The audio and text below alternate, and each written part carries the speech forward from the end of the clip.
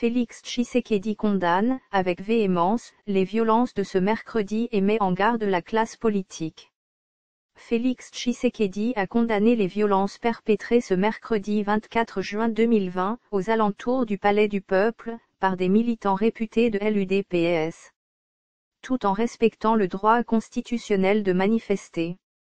Le chef de l'État condamne avec véhémence les violences et attaques perpétrées ce jour contre les personnes et leurs biens, dit un communiqué signé par son directeur de cabinet Aïe Désiré Collonges-Léberande.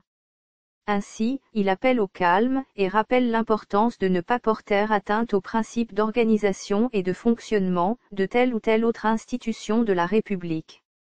Le chef de l'État rappelle à la classe politique congolaise de toute tendance, sa responsabilité de ne pouvoir entreprendre, surtout pendant cette période d'état d'urgence, que des initiatives tendant à privilégier en toute chose, l'intérêt de la nation ainsi que la paix sociale.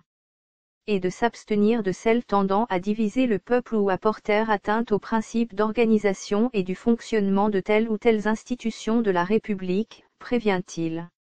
Lire aussi manifestation des militants UDPS, le PPRD prêt pour une cohabitation, en lieu et place de la coalition. Néanmoins, Tshisekedi dit comprendre cette colère du peuple. Laquelle traduit selon lui, l'attachement de ce dernier à un véritable état de droit. Il demande aux forces de l'ordre de prendre toutes les dispositions pour prévenir et contenir en cette période d'état d'urgence, ce genre de manifestation.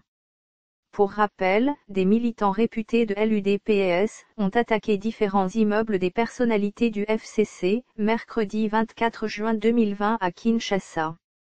Ces derniers protestaient contre les 3 propositions de loi initiées par les députés Aubin Minaku et Gary Sakata.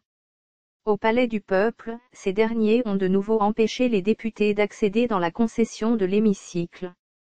Dans une déclaration mardi à la presse, Aubin Minaku a déclaré qu'il irait jusqu'au bout de son initiative.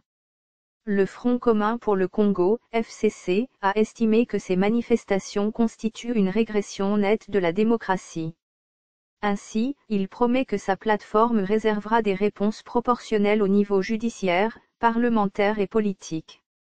Source /mediacongo.net